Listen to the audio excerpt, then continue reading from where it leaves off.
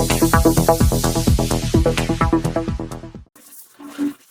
everyone, my name is Subsystem A and today I'm presenting my first laboratory for integrative programming and technologies. The goal of this lab is to demonstrate how two separate systems, which might be written in different languages or managed by different teams, can actually achieve the goal. This is what we call the system integration.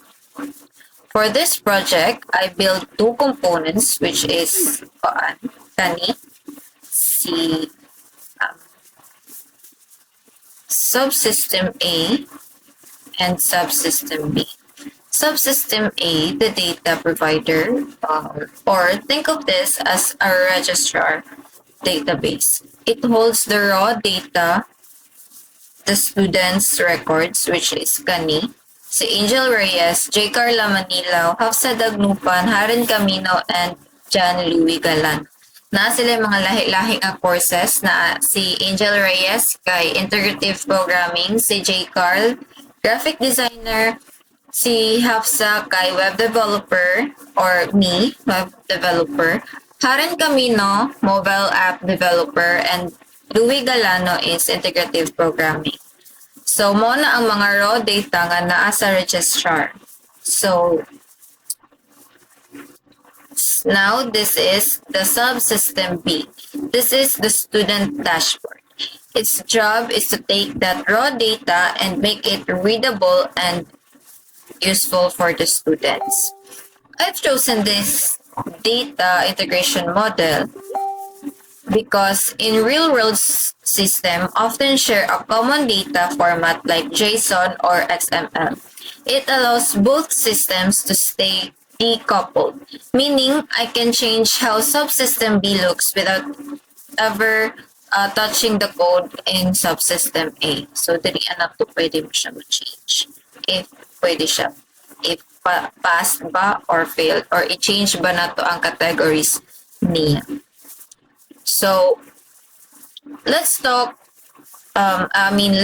at the guts of operation. Here is Subsystem A. Its job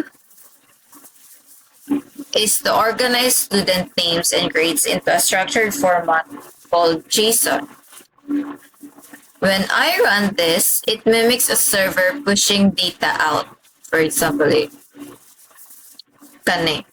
I-run na to. So, note how the data is very raw. It's just the keys and values. So, pag run na to, na-export na ang shared data, which is kani, ang mga data na raw data sa registrar. I-shared siya sa Subsystem B. Now, here is Subsystem B. Notice it doesn't have any students' names written in its code. It's essentially empty until it looks like the data file provided by Subsystem A. It performs a small logic task. It calculates if a student passed or failed based on a threshold of 75. Now, as you can see sa registrar, diri si Angel, Jcarl, Hafsa, Haren, og Louie kay pasar. What if si Angel is 75. Ibagsak na to 70. 70.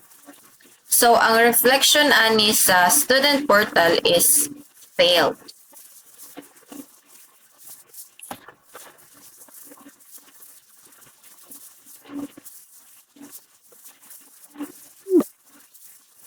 Dapat ma-failed si Reyes. Kaning si Angel kay 70 naman ang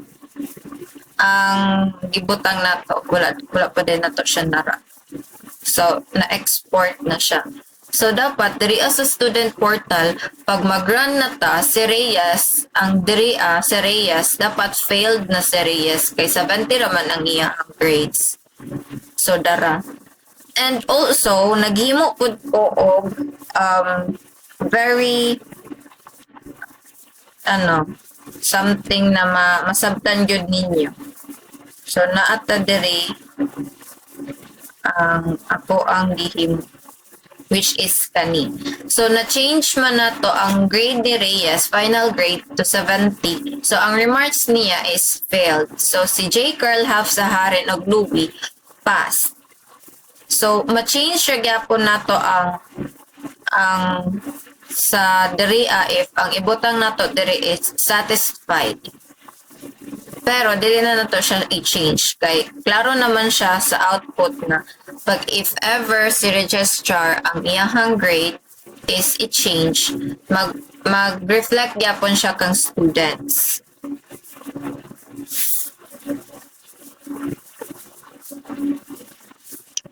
Building this simple integration taught me a few things about integration pain points. One major issue is the data schema mismatch. If Subsystem suddenly decided to rename the field grade, grade into score, Subsystem B would break instantly. This is why in professional software engineering, we use strict API or they use strict API contracts. They also have to think about transformation. Sometimes Subsystem A gives us the data in a format that Subsystem B can't use without a bit of cleaning first.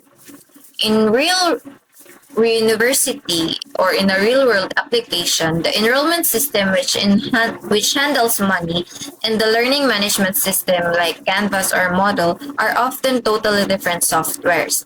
They use integration to ensure that when a student pays their tuition in the finance systems, they are automatically granted access to their classes and the LMS. Without integration, a human would have to type the data in manually, leading to errors and delays. This lab proves that integration isn't just about writing code. It's about building bridges between data and functionality. That concludes my demonstration for Laboratory 1. We've seen how data integration allows two systems to work as one. Thank you for watching.